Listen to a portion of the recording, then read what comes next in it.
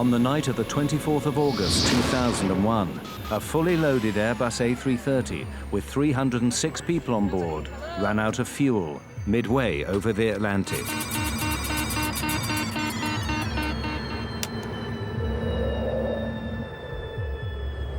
How could a state-of-the-art computerized airliner suffer such a catastrophic failure? Mayday, mayday, mayday.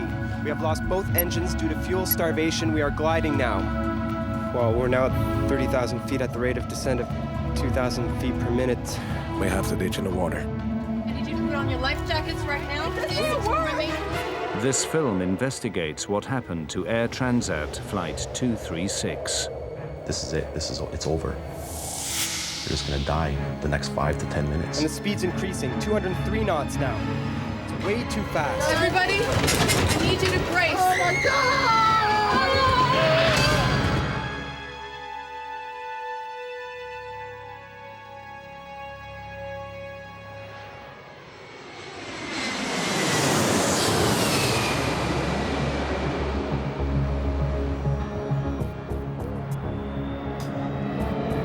August 23rd, 2001. Toronto International Airport is busy. Air Transat is a charter company that has grown rapidly to become one of the largest airlines in Canada. Midsummer brings fewer business travelers and a holiday atmosphere. Air Transat Flight 236 is bound for Lisbon. Most of the passengers are Canadians visiting Europe or Portuguese immigrants heading home.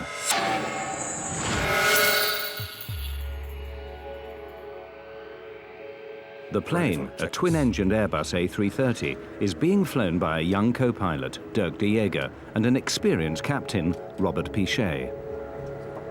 Captain Robert Pichet is somewhat out of the ordinary. Captain Pichet, from the moment he gets his wing, he gets to learn how to fly in the north of the province of Quebec, where the conditions occasionally are very severe.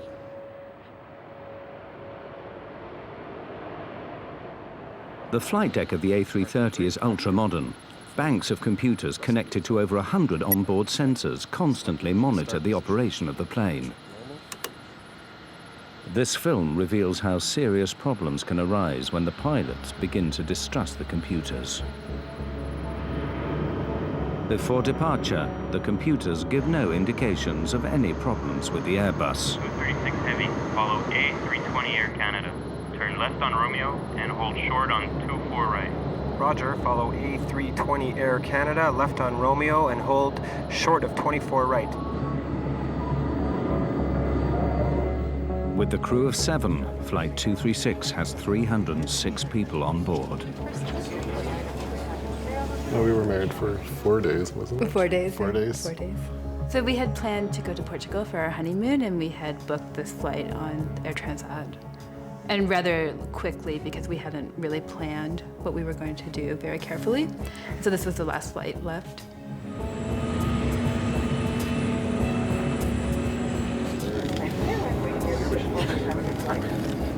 Well, boarded on this flight to go on a 2.5-week vacation with a friend of mine. Obviously, I was very excited, spending 2.5 weeks on the coast of Portugal. A very excited feeling. Transat 236 Heavy, cleared for takeoff. 240 at 8, cleared for takeoff, 24 right, Transat 236 Heavy. At 20 minutes past 8, the Airbus A330, loaded with over 47 tons of fuel, leaves Toronto for Lisbon. V1, rotate.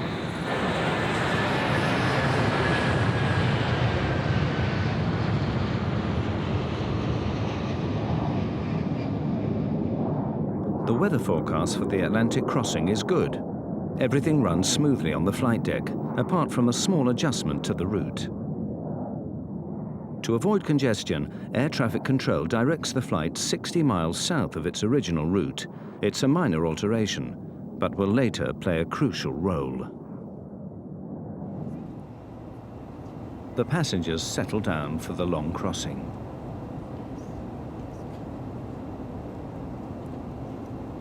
The reason for our trip to Portugal was a family trip. We were going to a wedding. Otherwise, we would not have gone this year. So instead of just going for 4 days for a wedding, we decided to stay for 2 weeks and throw the wedding in as a kind of family perk and see everybody. Everything appeared quite normal, and in fact, I had traveled on Air Transat previously and found it not to be very good, and was surprised by the quality of the flight, that it was on time, the plane was newer, and we thought generally it was much better than we had expected it would be. We're getting to our next checkpoint. Every 30 minutes across the Atlantic, the crew check their position and fuel consumption against their flight plan. 0.2 tons on the right, 11.2 tons on the left. Despite the computerized systems, some procedures, like checking the fuel on board, still need to be done by hand. 5.2 tons. By comparing the amount of fuel in the tanks with the amount the flight started with, the pilots can keep an eye on the fuel consumption. Fuel check complete. Levels normal for the distance flown. All right. For the first 5 hours, everything is routine. The flight crew, Air Transat, and the accident investigators have all declined to be interviewed about what happened next. This film uses known facts about the flight, standard emergency procedures, and expert opinion to reconstruct what took place on Flight 236. Look, we're getting a warning signal. Oil temp low and oil pressure high on number 2. What? This warning is the first step in the crisis. Oil pressure is within normal limits on number 1, and number 2 is slightly high. The computer display reveals that the oil temperature is low in engine number 2, but the oil pressure is high.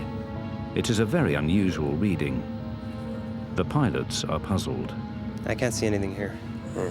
I'll look in the FCOM. Okay. A low oil temperature indication is normally indicative of bad readings, bad sensor. Oil temperatures don't decrease normally, they increase. A low oil temperature would be of no concern. The high oil pressure is a very strange indication. It's very rare. In fact, I've never actually heard of one. It's only indicative of the contamination normally of the oil with fuel. That's not something that's explained in the manuals. Call the company. The crew contact Air Transat's maintenance group in Montreal. Transat 236 to Mirabel Operations.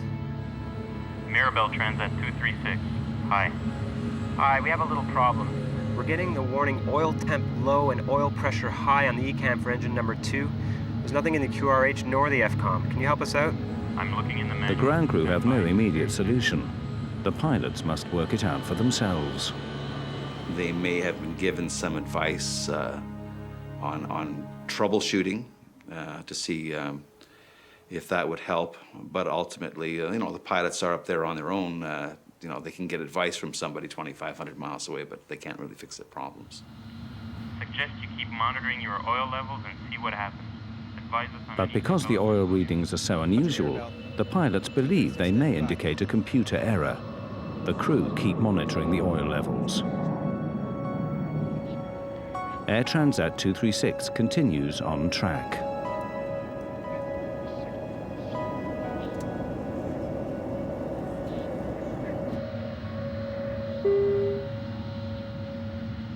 Then, 20 minutes later, a new warning. Fuel imbalance warning. Haven't seen that before. Follow all ECAM action. I have air traffic control. In the Airbus 330, most of the fuel is in large tanks in the wings. The computer has now detected that the fuel level on the right is significantly lower than the left. The crew consult the Airbus flight manual, which recommends they transfer fuel through a special cross-feed valve. Fuel will then flow from one tank to the other. But before opening the cross-feed, the pilots must be sure that the imbalance is not caused by a more serious problem, such as a fuel leak. Last fuel check was only 15 minutes ago and it was okay. No indication of a fuel leak. Keep going. Wing crossfeed. On. On.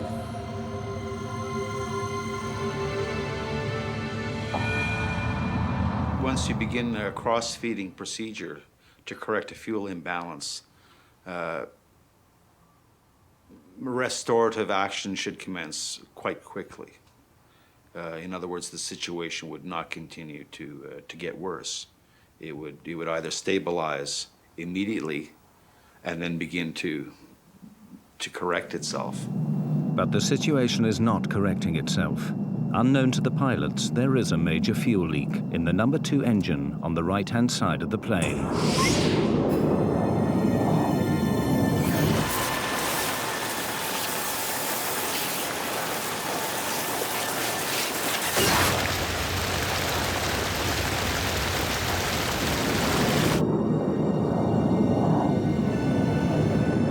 Flight 236 is in mid-Atlantic, nearly 300 kilometers from the nearest land.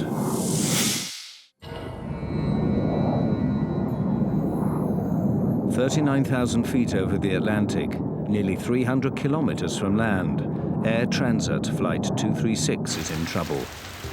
Unknown to the pilots, the right engine is leaking fuel. The plane's computer system has thrown up a series of warnings, but the pilots believe these are computer errors. Have you ever seen something like this before? No. Never. Doesn't make any sense. Yeah, even if there is a leak, it doesn't explain the alarms on the oil system. And everything was okay at the last fuel check at 30 West. Yeah. Bet you it's a computer problem. The task of finding out if there is a fuel leak is made harder by the design of the Airbus systems.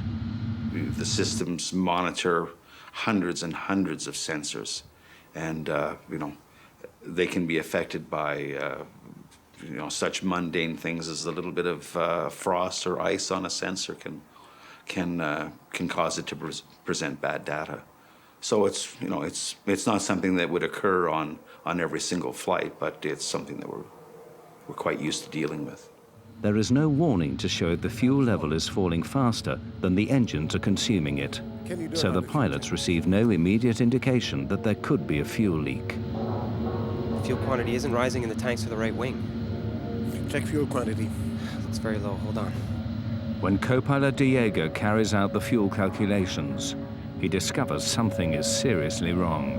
That's much less fuel than we should have. It looks like a fuel leak. Check again. Diego finds a disturbing difference. According to all the gauges, all the tanks in the right wing are way below the level they should be according to the flight plan, and there's hardly anything in the other ones. What about the trim tank? There's nothing there either.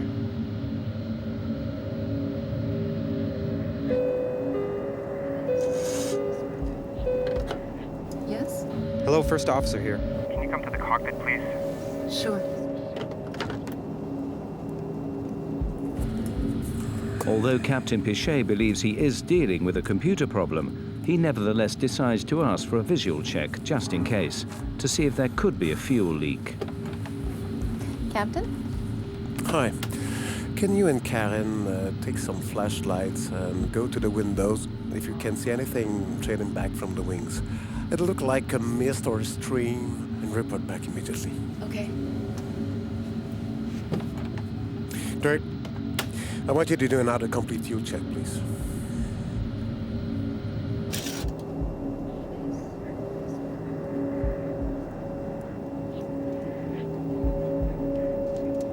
I'm so sorry. In daylight, the fuel pouring out of the back of the wing would have been clearly visible. But in the dead of night, even with a torch, the fuel leaking from the engine is impossible to see.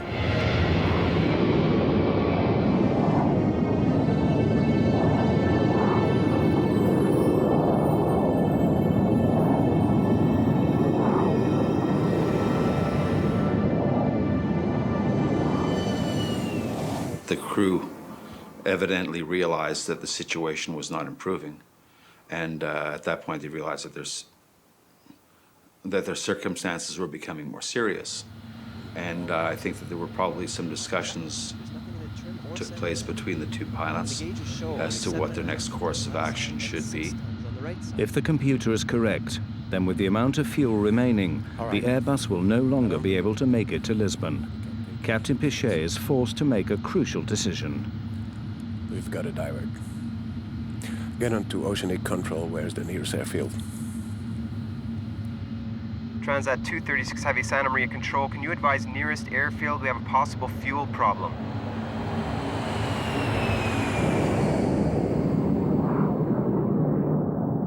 The nearest runway is over 300 kilometers away. But with the fuel remaining, Leger's military airbase on the tiny island of Terceira in the Azores should be within reach. Santa Maria Control, Transat 236 Heavy. Proceed 230 flight level 390 direct. 350 miles to threshold. Are you declaring an emergency? Stand by, Santa Maria Control. Not yet. It must be the computer. Transat 236 Heavy, Santa Maria Control. No assistance required yet. Flight 236 continues flying south for the next 25 minutes. Everything in the cabin seems normal. But in the cockpit, the fuel readings are getting worse. Must be the computer. I've checked. There's nothing in the trim or center tank. And the gauges show only 7.5. According to the fuel gauges, the plane is using fuel much faster than normal. Whether they believe the gauges or not, the captain has no choice. He must warn air traffic control. We have to declare a fuel emergency. Transat 236 Heavy, Santa Maria Control. Santa Maria Control, Transat 236 Heavy, go ahead. Transat 236 Heavy, declaring fuel emergency.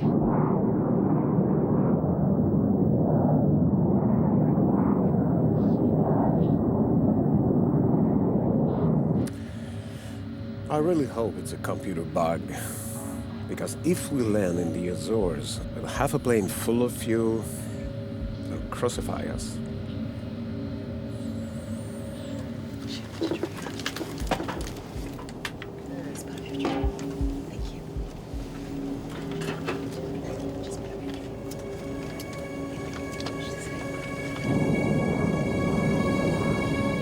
But at 6:13 a.m., less than an hour from the first fuel alarm, the right-hand engine runs out of fuel and cuts out. We're losing engine number 2. I don't believe this. Okay, maximum thrust on number 1. What's going on? Yes, what's The happening? lights started flickering on and off, which I thought was kind of odd, strange. On one engine, the Airbus will not fly at 39,000 feet. They must descend quickly. Try to transfer fuel from center tank and the trim tank. Transferring. Fuel quantities reaching 0. This can't be. We're not gonna go completely dry on this airplane. All right. We can't stay at 39,000 feet with just one engine. We'll descend to 33,000 to control our speed. 236 Villages Tower. We have lost one engine. Engine flame out. Roger, Transat 236. We can see you on primary radar. You are at 135 nautical miles from Lajes Field. We are 135 nautical miles from Lajes Field. Well, there's a whole lot of critical things go on. In addition to that, you turn on all the exterior lights so people can see you're in trouble. You have to broadcast your intentions on an emergency frequency so that other people know that you're unable to maintain your altitude. You may be descending through their altitude, so everybody else is now on the lookout for an airplane that's in distress. For the next 10 minutes, the stricken Airbus continues on its one remaining engine. The pilots still believe that the computer may be partly faulty and that they can make it to Leger's with fuel to spare. At the end, might be all right. Fuel gauge is falling fast, though. It's nearly hitting 0.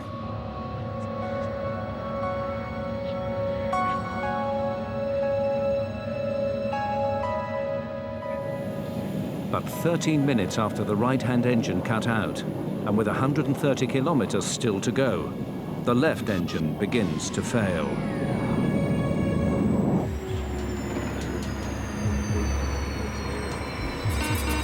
we're losing number one. Mayday, mayday, mayday. We have lost both engines due to fuel starvation. We are gliding now.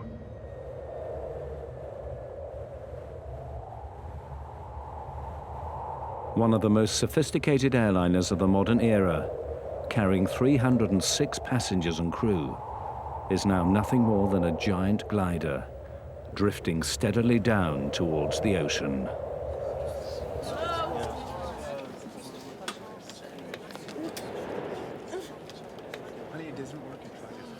Excuse me, can somebody come? Hello? You can literally hear a pin drop. The exterior, there was no sound in that plane, in that cabin at all. A lot of people were praying and screaming for God. My wife was a little hysterical. My best friend was in another world. The plane was dead silent, except for the people who were very upset. List of functions we've lost. We have no more stabilizer. Blue and yellow hydraulic. No ADR 2 and 3. No anti-skid. No reversers. Rudder trim. Radio HF 1 and 2. With the loss of both engines, we have no electrical system. If the engines aren't running, the generators aren't running. So there's no power on the airplane. There is a small device, it's called a ram air turbine. It will deploy from underneath the fuselage near the wing fairing. And it's a small propeller that deploys out the bottom of the fuselage and it spins in the wind.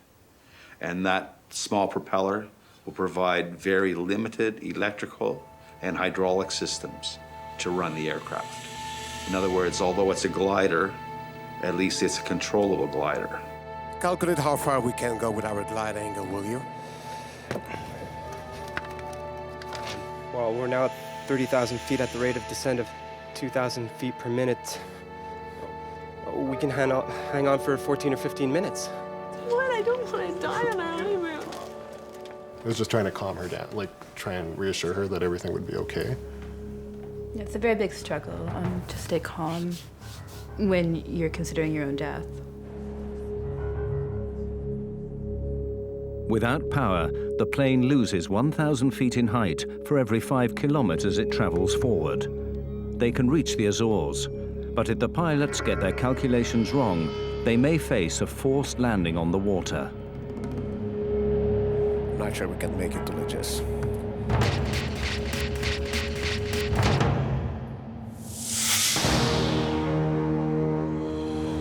Air Transat Flight 236 is now drifting without fuel over the Atlantic. Although their initial calculations show that the plane should make it to Leges, Captain Pichet must now follow standard emergency procedure for a passenger jet over water. Prepare the cabin. The cabin's slowly depressurizing. We need to put our oxygen masks on. The loss of engine power means the cabin soon depressurizes.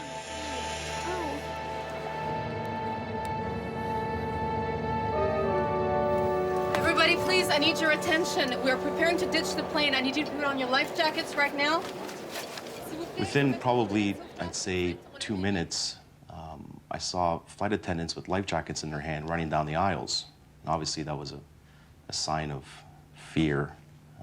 What was happening was the first question that popped in my mind. I just need to tie this up like that. You don't really know what to think, but people did start to panic at that point when they were told to put on life jackets. This isn't working. No, it's all right. Please keep her calm. My best friend was talking to his father. His father died 3 years ago. But he's talking to him because he thought for sure he was going to be joining him. And I just kept the same reiteration. Oh, it's okay, one hand on one leg, one hand on the other, both their arms clenched to mine, kind of looking at my in-laws, blinking. It's okay, it's nothing. I kept thinking that if the plane did hit water, that we would survive. I was so convinced that we would survive no matter what happened to the plane that I was probably delusional.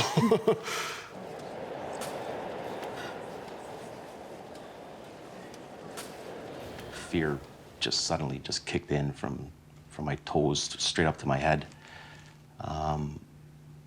At that point, they started instructing us and giving us instructions of what to do in this procedure. Take off your shoes was one of them. Don't inflate your life jacket until we hit the water. Get into this position when we hit the water. It was a lot of, it wasn't like ifs or maybes. It was, this was gonna happen, this is the real deal.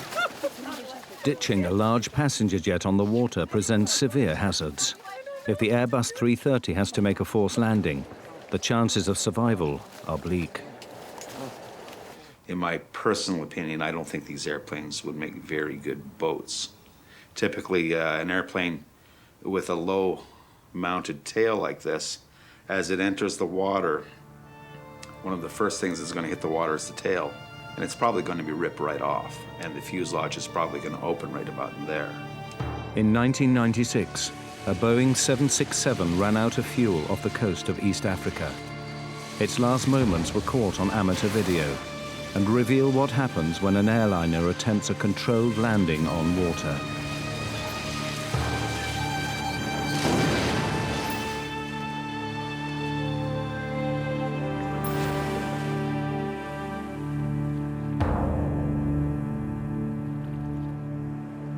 Of the 175 people on the Ethiopian Airways jet, only 50 survived.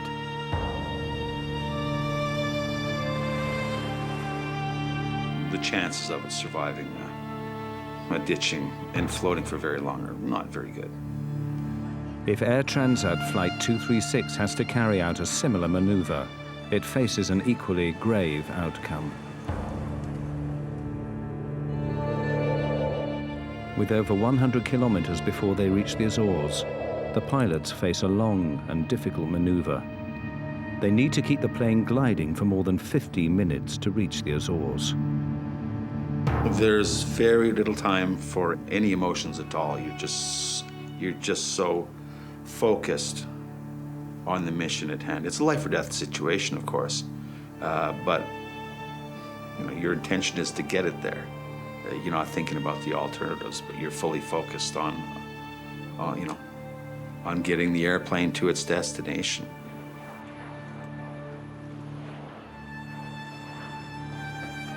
Transat 236 Heavy to Lajes Tower. Lajes Tower receiving, Transat 236 Heavy. Do you have us On radar, Transat 236. We have you on primary radar. Confirm you're at 80 miles out. Your heading is good. Transat 236 Heavy Lajes Tower? We are trying to make the runway. Please Describe runway, heading, and length. Lajes Tower, Transat 236 Heavy. Runway is 33 and 10,865 feet long. Airport dead ahead on your present heading. Please advise when you have it in sight. Transat 236 Heavy, we cannot see the airport. We will tell you when we can.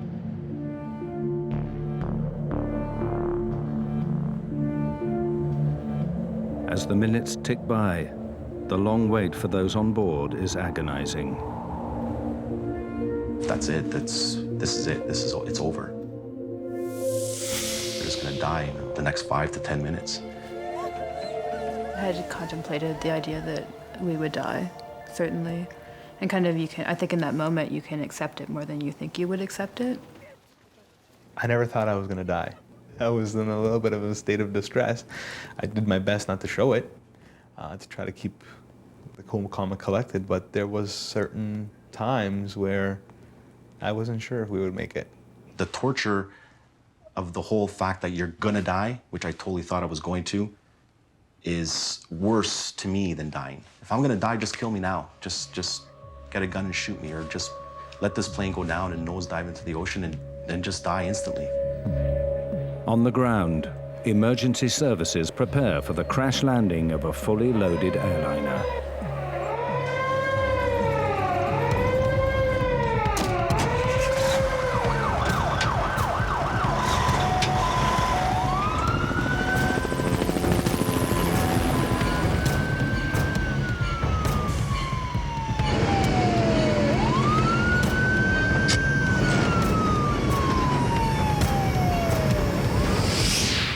With 20 kilometers to go, the crew now prepare for the most dangerous part of the operation, getting their plane on the runway in one piece. EP6 Heavy to Lajes Tower. Do you have our distance from threshold now and weather, please? Roger, Transat 236 Heavy. You are 8 miles out according to primary radar. Airspeed 280 knots according to our readings. Visibility unlimited. You should have the airport in sight. Negative, Lajes Tower. Until now, we cannot see the runway.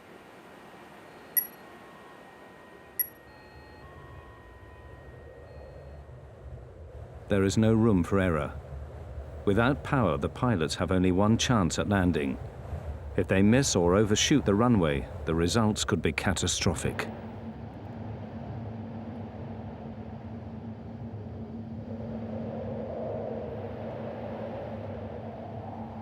I got it. Just to the right.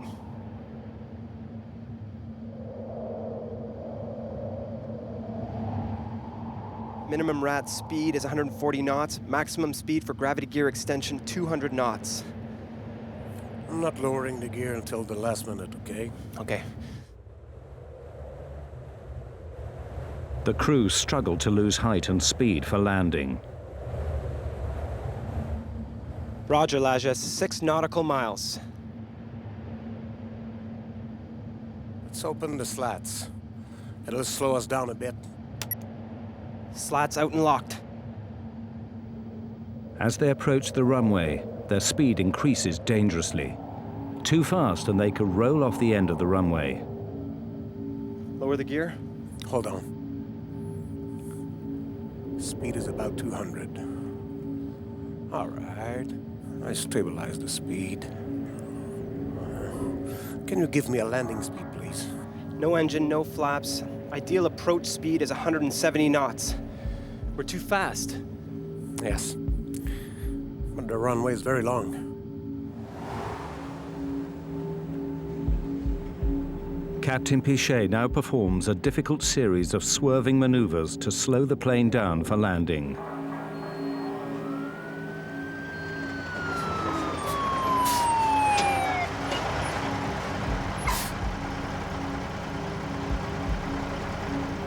The plane was almost on a 45-degree angle. I thought it was just gonna flip over and just nosedive straight down. The plane was circling around the island to slow down. So then we saw land and then we saw water. And when I saw water again, it really struck me that, you know, our chance for survival had maybe was gone. The runway is long. Yeah, sure, but at the end there's a 400-foot cliff. If we don't stop in enough time, we're toast. We're dead.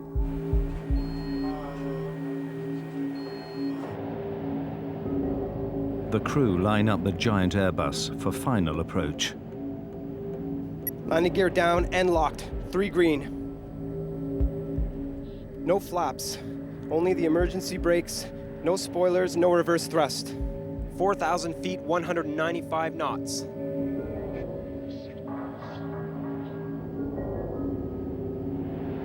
"3,000 feet, 197 knots.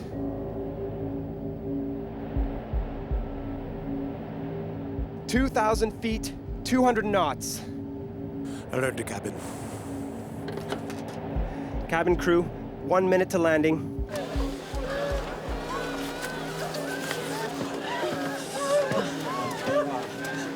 Hang on. Let's go. Vertical speed at 3,000 feet per minute. We're going way too fast. And the speed's increasing, 203 knots now. It's way too fast. 1,000 feet, 201 knots. I'll try to get the nose up. We'll ride fast.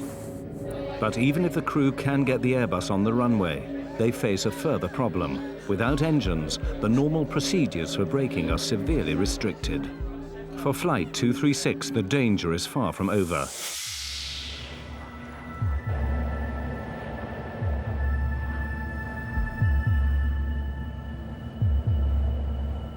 The pilots must land the plane without power and somehow get it to stop.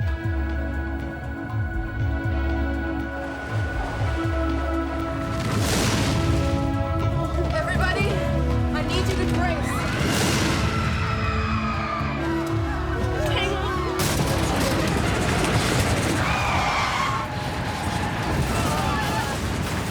Airbus hits hard at high speed. The tires have blown! Captain Pichet tries to hold the nose down.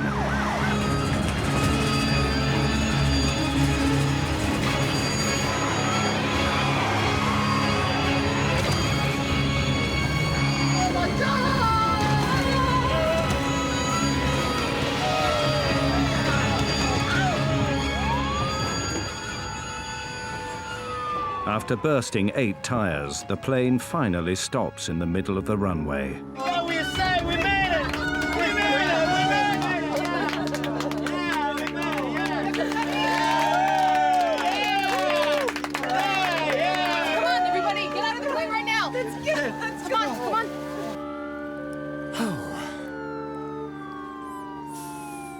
Told you we'd make it.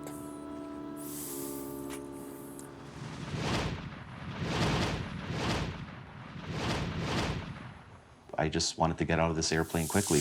I jumped, I hit the ground hard. I don't think my rear end actually even touched the chute at all.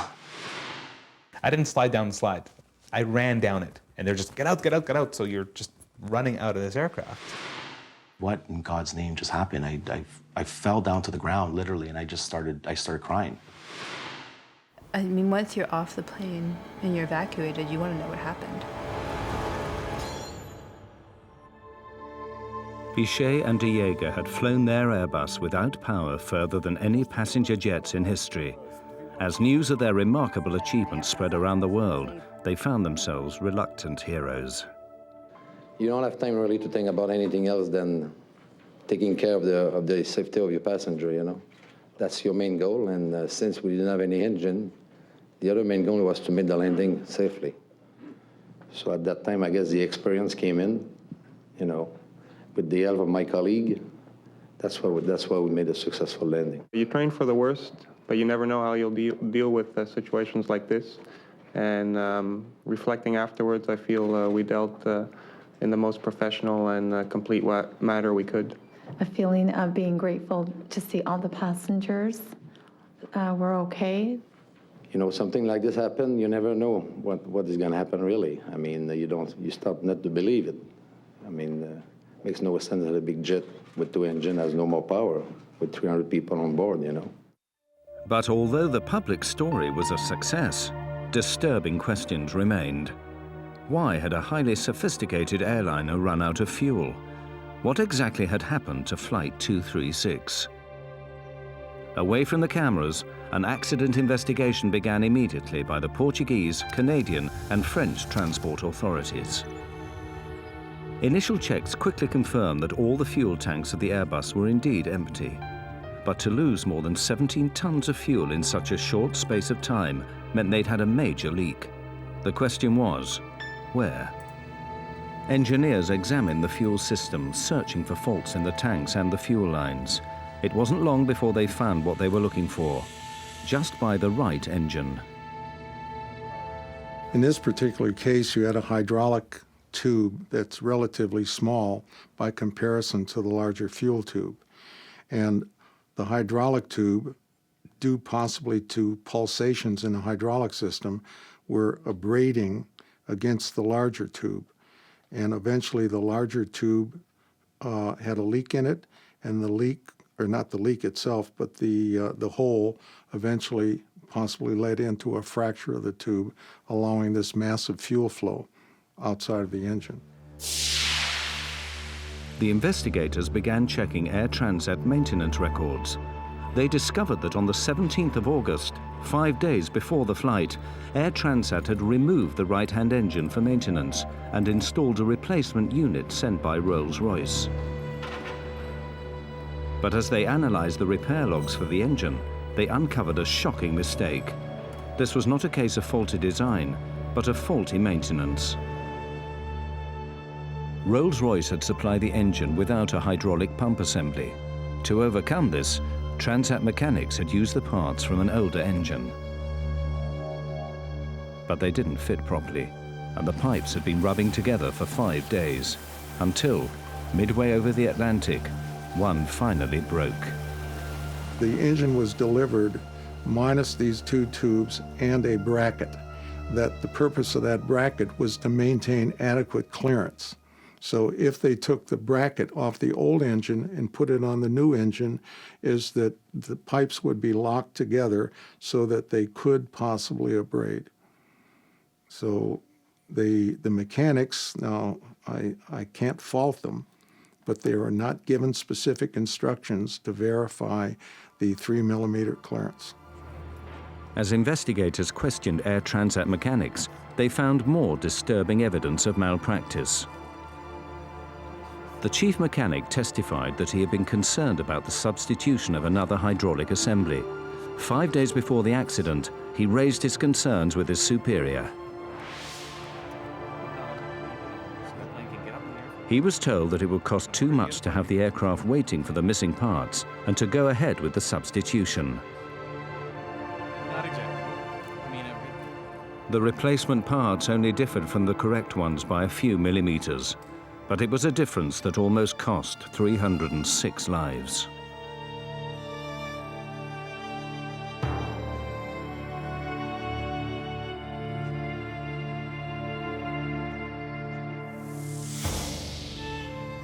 A few days after the accident, Air Transat publicly accepted responsibility for the faulty maintenance. We have to realize that there was a small mistake made in terms of changing the pump. We installed it, but then some pipes, so to speak, were needed to be connected to the pump, and there was a mismatch. The immediate consequences for Air Transat in that event was that they got to pay a fine of $250,000, which was the highest ever in Canada, for an error that could have been prevented. How someone that is supposed to be qualified in their job can put the wrong part onto an engine and risk 300 people's lives is beyond me. This incident is a very strong reminder that regulation is important and safety is important, and lives will be lost in the absence of that. And they're real lives. It's not just, this imaginary figure in your head of 300 people. It's real people who suffer and continue to suffer as a result. If it hadn't been us suffering, it would have been our families. This was by no means the end of the story. Investigators now turn their attention to the cockpit itself. What role had the crew played in the events of August the 24th? Could they have done more to avert the crisis? Key questions remained unanswered. Questions about what happened on the flight deck.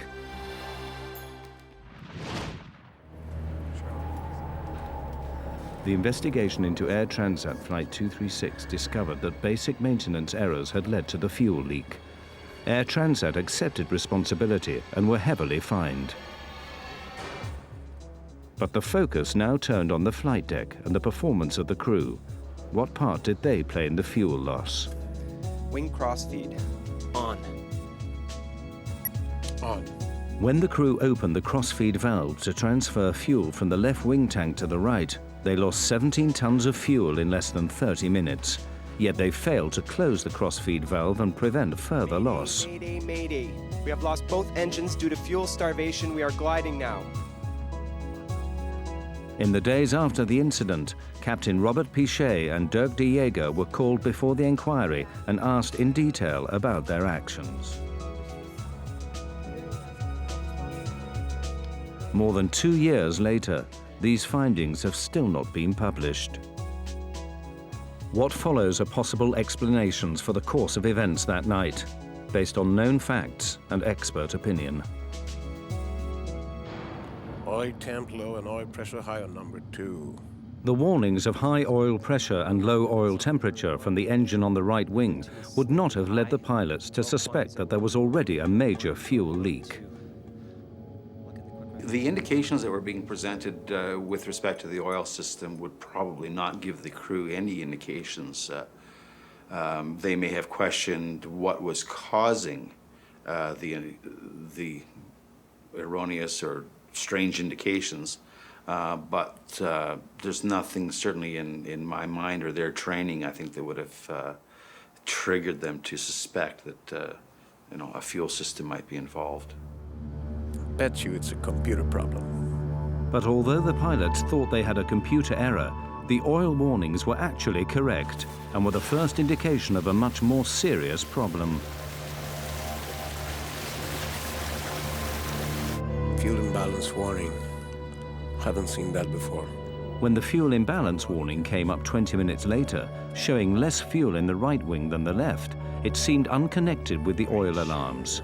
This could have reinforced Captain Pichet's idea that he was facing a series of computer errors. Do not apply this procedure if a fuel leak is suspected. Despite his doubts, Captain Pichet was obliged to follow Airbus procedure to correct the imbalance.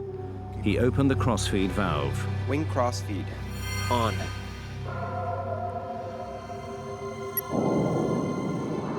But was following the checklist enough? You just can't idly flip switches in response to commands from the computers and anticipate that all will be well at the end of it. Once the checklist is complete, we can sit there fat, dumb, and happy. That's not the case at all. You got to keep second guessing it. Is that right? Did we do the right checklist? Have we got the results that we need? Once the pilots calculated the high rate of fuel loss, they should have suspected a major leak. Transat 236 Heavy declaring fuel emergency. By the time they had confirmed the leak, their options were severely limited. They were flying blind, as it were. There was no checklist information provided to them. They assumed that once they had engaged in this procedure that the situation would resolve itself, and it wasn't. Now they had a choice. Do I close the crossfeed and see what happens, or do I leave the crossfeed open as the fuel imbalance checklist has dictated, and maybe the situation will correct itself? The crew wasn't really sure. It wasn't an eventuality. It wasn't a situation that they had been trained for, I'm sure. They were in new ground with really no guidance to help them. If they left the crossfeed open, or whether they closed the crossfeed, I would only be speculating as to what changes it might have resulted in the outcome in this event. Captain Pichet believed for a long time that he was facing a computer error. It was only when the engines finally stopped that he had to accept the fuel leak was genuine. The technological complexity of modern aircraft can help to make them safer and more reliable, but it can also lead to the problems that nearly brought catastrophe to Air Transat 236. Discrepancies in replacement parts led to a fuel leak. Distrust of computers led the crew to misread the situation. These errors combined to have huge implications. Only because air traffic control initially sent the plane 60 miles south to avoid congestion was Flight 236 close enough to the Azores when the crisis struck. Otherwise, it would have had to ditch in the ocean. The investigation remains unpublished. Airbus blamed the pilots for mishandling the fuel leak. Robert Pichet and Dirk de Jager continued to fly with Air Transat. In August 2002, they received the highest honors of the Airline Pilots Association for the longest glide ever accomplished in a passenger airline. After the accident, Airbus modified its checklist in the event of fuel imbalance. From now on, the computer checks all the fuel levels on board against the flight plan. It now gives a clear warning if more fuel is being lost than the engines can consume. Rolls-Royce has reissued a service bulletin, alerting all its clients of the incompatibility of two almost similar parts. For the passengers trapped on Flight 236, the trauma has left them with mixed feelings. All right, I stabilized the speed. This accident wasn't caused by simply one omission by any one individual, as is typical of most aircraft accidents. There's a whole chain of events, a whole series of events that lead to the incident or to the accident, and this accident was no different.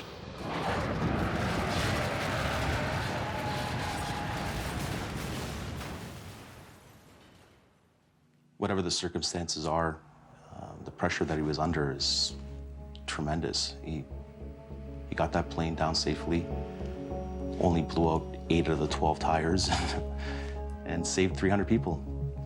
He saved 300 people's lives.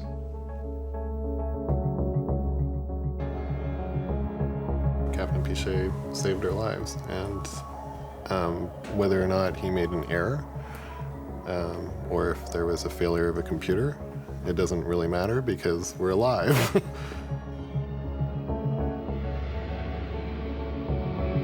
Do I think he's a hero? No. Do I think he's a hell of a pilot? Yes. Thank God the islands of the Azores were there and basically saved our lives. But if that fuel pump broke 5 minutes beforehand, we would have ended up into the water, and I probably wouldn't be here to tell the story.